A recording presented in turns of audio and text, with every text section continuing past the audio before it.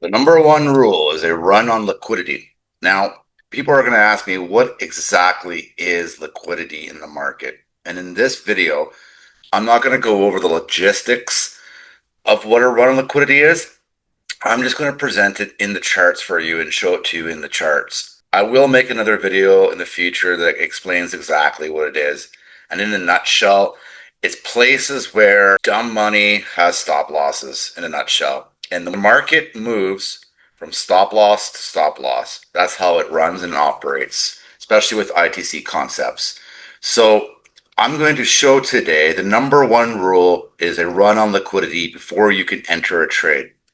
I will be posting other rules and criteria, almost like a checklist of what to do before you get into a trade. But the number one rule, and we're going to go over it today because the market seems to be a little bit convoluted some weeks, and it doesn't necessarily take out external highs as nice and clean as you'd want it.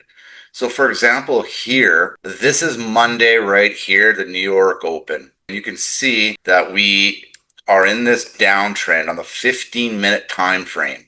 And we're basically making sort of consolidation, dropping, consolidation, dropping, sort of dropping, always maintaining a downtrend.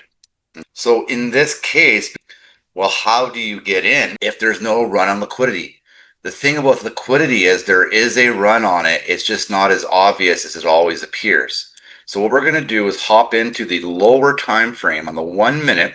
And to make this video simple, I'm going to showcase the kill shot entry.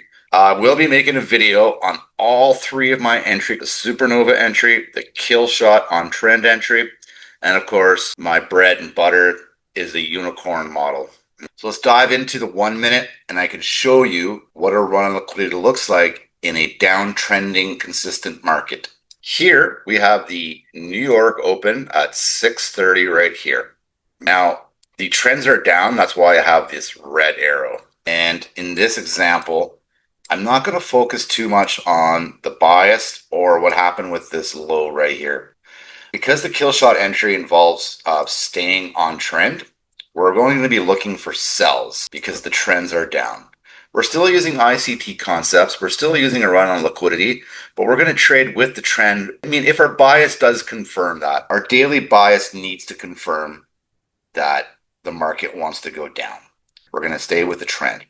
So here the market comes up, it makes a low, okay, right at 656. So technically, just for now, this is the low of the day. You can see we've come to here, and you can see we've come shy of entering this 1 hour fair value gap right in here. Now, you can see that this is the high of the day now. Now, this is a kill shot entry right here. Here you can see the 50 crosses over the 20 here. The 20 was over the 50 here for a buy, and now it's crossed for a sell. This signal pushing down the candle telling you there's a signal. I don't want to go over the entry too much. I want to work on liquidity only, but you can see that this trade fails quite fast and goes the other way. It has not taken these highs right here. Up, price then comes up and it sweeps the high of the day, which means we have a run on liquidity, and it only wicks it by a couple ticks here, a couple points, and it actually came back into this 1 hour fair value gap here. So this high right here has taken the liquidity from the high of the day right over here. So you just mark your high of the day and the low of the day as well, and you keep it marked for the whole day. So if it changes, you remark this the high of the day. You come down here and you'll mark this right here the low of the day, and you keep that marked in because that is a key point of liquidity. So now that we've taken the high of the day right here by a couple of ticks, you can see there's a few entries here. But to make this simple, we're going to use a kill shot entry on this. First thing you want to do with the kill shot entry is you always want to make sure that your stop loss by 25 points can be on the other side of these EMAs here, the 50 and the 20. So you want to know roughly where you are when this candle is forming, or you might want to wait for it to come back into an imbalance. In this case right here, you're okay to take it. So you can enter a short position on this candle. You can even use this tool to know how far away you are from the EMAs as well. So here's 25 points. Here's where the candle closed. And you can see that you get a 1 to 2 quite easy here. However, if you let this thing ride, you're looking at an easy 1 to 4. If not, it just keeps running. So let's talk about other types of hunts on liquidity. So let's just name some of these key liquidity points. The key session point, which is the high and lows of the day. And of course, those are always constantly changing and you want to mark them in. You have a liquidity point that is the London high and low, which also includes the kill zone. You have the Asia high lows. You also have the data high and lows. And what are data highs and lows? Well, you check the Forex factory calendar and you mark in, a lot of the time it's at 5:30 a.m. 5:30 is a key place of liquidity as well.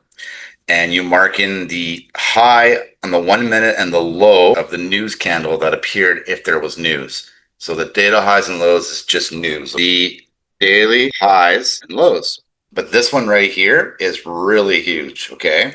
This liquidity point here, the daily previous high and low, you mark that in on the daily, and this is a very key point right here. You're looking for old highs. This could be Wednesday's high and low, could be Mondays and you're in Friday, a week ago, 5 days ago, it could be a year ago, it could be anything that's older. So old highs and lows. And the last one that you're looking for is relative equal highs and lows.